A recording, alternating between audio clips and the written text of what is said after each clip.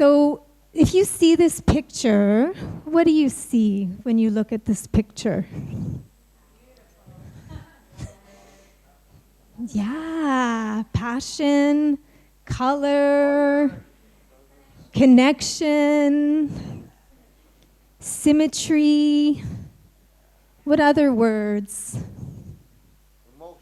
Emotion, exactly. Woo! Movement. Confusion, for sure. Yeah.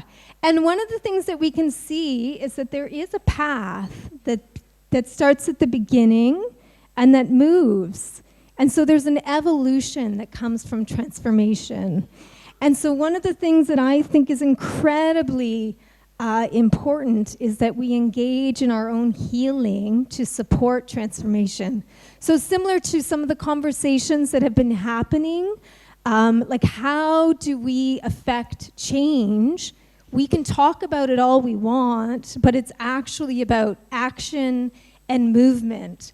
And in order to do that, we actually have to liberate ourselves from within, so our freedom can and will support the freedom of others.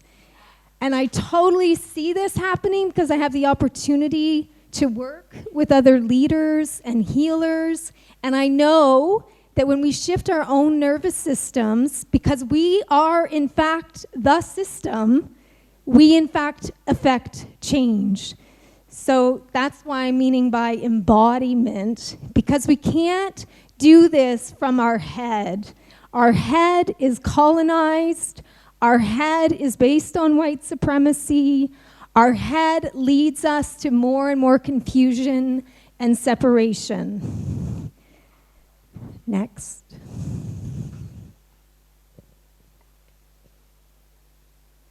How do I click?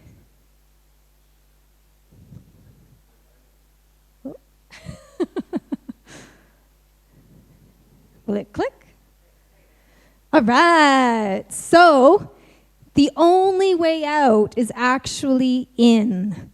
So when we all experienced the pandemic, for myself, because I am in the profession and in the role as a helper, as a healer, as a therapist, I was like, this is the medicine. We actually need to pay attention because of everything that was unfolding, everything that was being illuminated. So it was so interesting because there was the process of shock. You know, people were like, who can I trust? Who do I listen to? Who are the people with the power?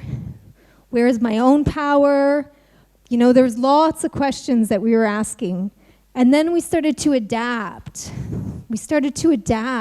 What was interesting is when there was the adapting that was happening, it was like, who's listening to whom? Whose voices are centralized? Who are the voices that we're paying attention to? And it was very confusing. And many times I was like, this is so disempowering. And at the same time, it was also recognizing who are we protecting and who are we not? Who are we serving and who are we not? So then comes the evolution. So for me, this is like, WTF, what is the world that I'm living in, and how is this continuing? And I started to get really curious because I was seeing and experiencing lateral violence was happening everywhere, all across organizations, in healthcare, frontline providers not feeling supported or cared for, managers overstretched, people in positions of power not knowing how to engage fully. And I was curious, like, what's going on here? And what do we need to pay attention to? And so part of my own evolution was to recognize I cannot work in this system. I cannot operate in this system because the system itself is based on survival. It's actually living from and organized around trauma. It's fractured, it's broken, it doesn't work. It's not working for any of us. So the beauty of entrepreneurship is when we can like move out of the system and create our own, co-create, collaborate, and engage. And I see that the individual and collective healing is one and the same and not separate.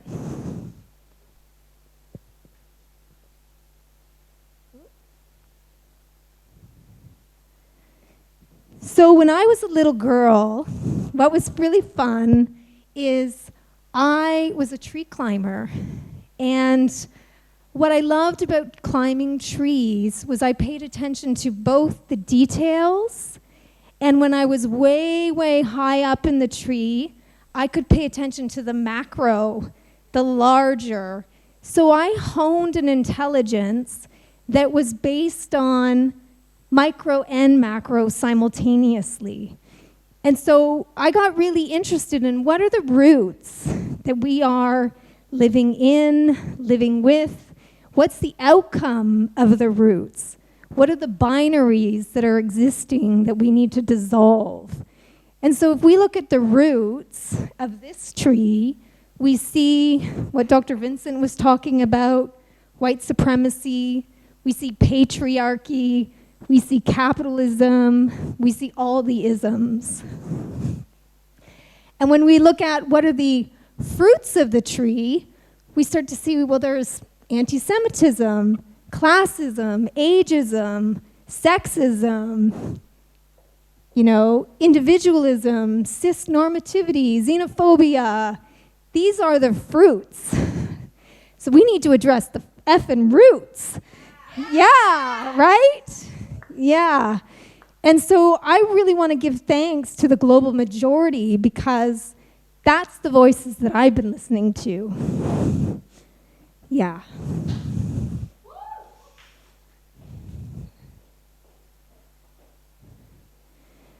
So separation is the great illusion. There is no separation. We are all one, and we're impacted differently, not because of who we are born as, but because of the systems that have been co-created through all of the roots that I was just mentioning. And many of us know this, but what we're struggling with is how do we get out of it? How do we change it? How do we evolve it? How do we transform it? And that's where transformational leadership comes in, because it says we can't continue to do the same thing. Like, that's, insanity, And so it's like, how do we as humans begin to move our mind differently? And for me, it actually has nothing to do with my mind. It has everything to do with my body and embodiment. Because our body actually feels and senses things. And our thoughts is what we try to make sense of. But if our body comes from a place of liberation and freedom, there are no bounds, there are no limitations. We can see through a different lens. And we can, so this is what evolved for me, which is called heart sight. Heart sight is really about seeing myself in you. It's a place of radical compassion where I own my light, I own my shadow, and in order to do that, then I don't have to polarize anyone or see anybody different. I can see us as one and the same. I can feel that the breath that I breathe is what breathes in you. And I can work with others from this perspective of heart sight, which is around being trauma responsive. It's about being attachment oriented, knowing that our very, very early years in terms of relationships impacts how we relate to ourselves and to each other. It's also very focused on healing justice, focused on addressing and attending to inequities in the way that I can. And part of that is really amplifying and supporting voices.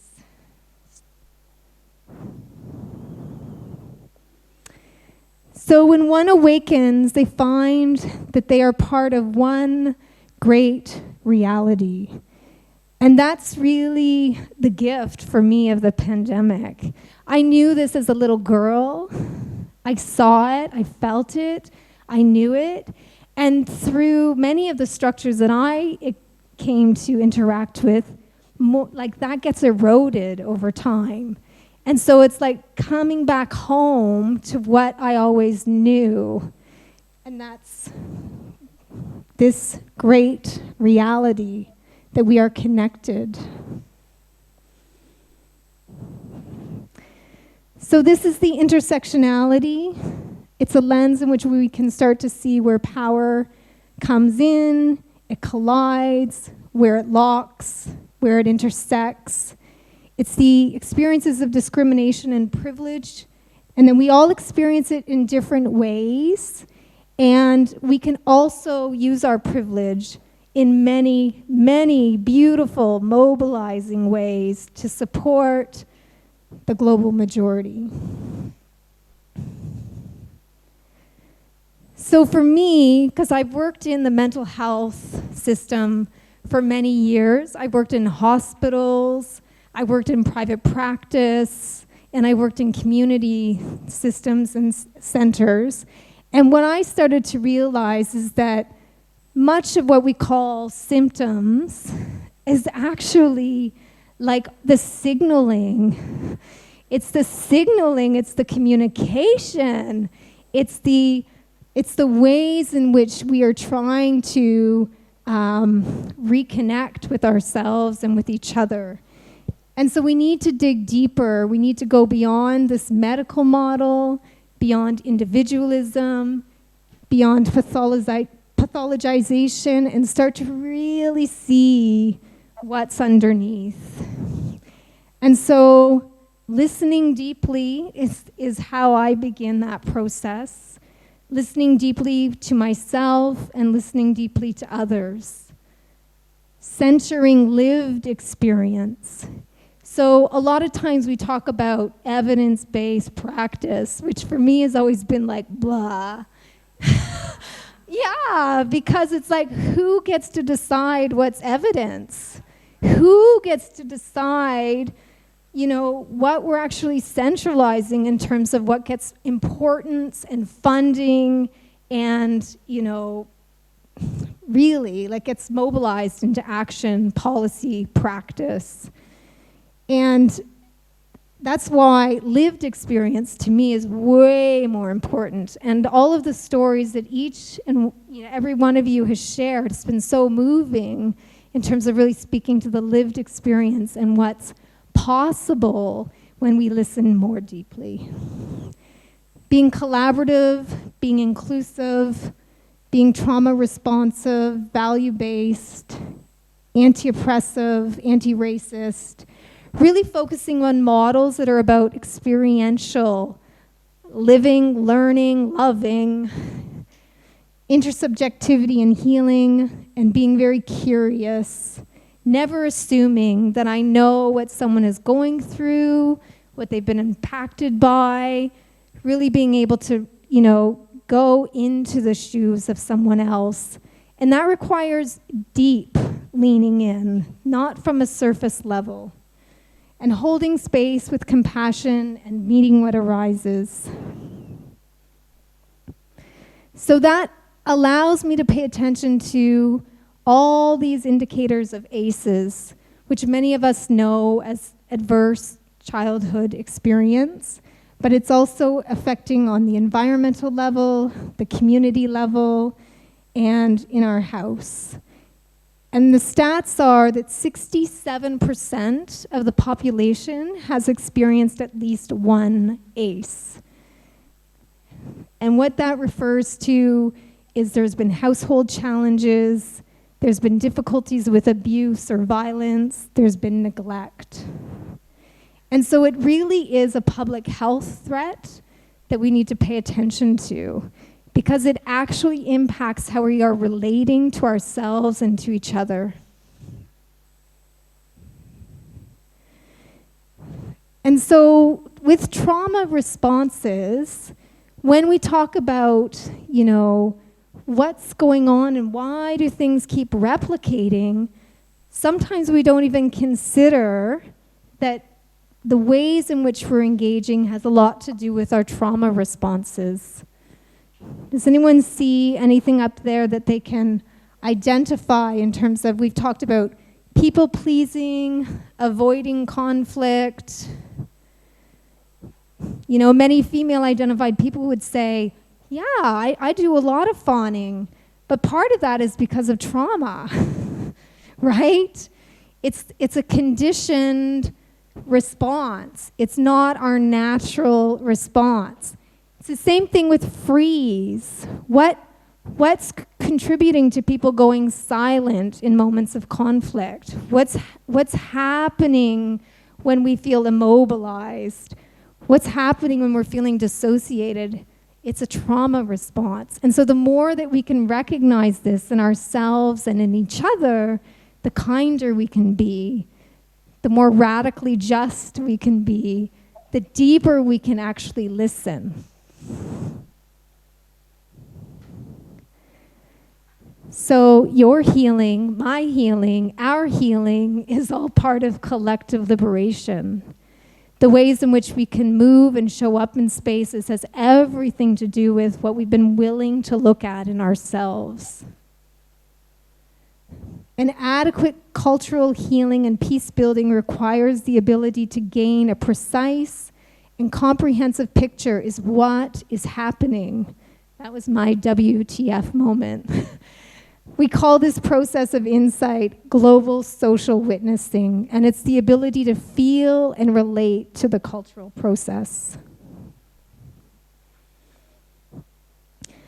So feminist practice intersecting with system change. So feminist practice has always been great at bringing power analysis and to conversations, recognizing that gender is more politicized, breaking down binaries, and being more intersectional.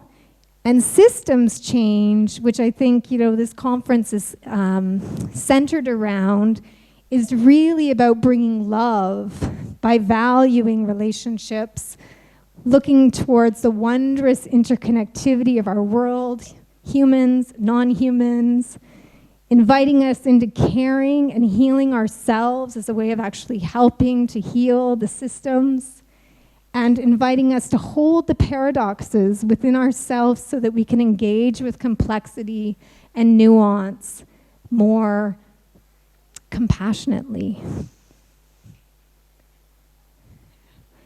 And that's just a way in which we can see intersectional feminism, complexity theory around the systems lens. This was developed by the Systems Sanctuary. And so the life force and embodiment is that when we pay attention to the life force in me and in you, we can see the ways in which we can break through the things that are holding us back and holding us down. We can notice connection, openness, harmony, empathy. We can be engaged, noetic, and we can see emergent possibilities, emergent solutions to things that have been historically not considered. And principles of healing-centered engagement is recognizing that healing isn't just in our therapy offices or it's really about engaging explicitly politically. It's recognizing that engagement is culturally grounded, and it's the restoration of our identity to who we knew and have always been before any of us interacted with systems. It's recognizing healing-centered engagement as an asset, and it supports us with our own healing. So we get to ask what's right with us, What's right with you? What's right with me? And how do we begin to evolve? And I just wanted to end with this quote by Adrienne Mary Brown. Liberated relationships are actually one of the ways where we actually create abundant justice. The understanding that there is enough attention and care, resource and connection for all of us to access belonging, to be in our dignity, and to be safe in community. And that requires us to respond, to engage, and to show up differently for ourselves, for each other, and for the greater good.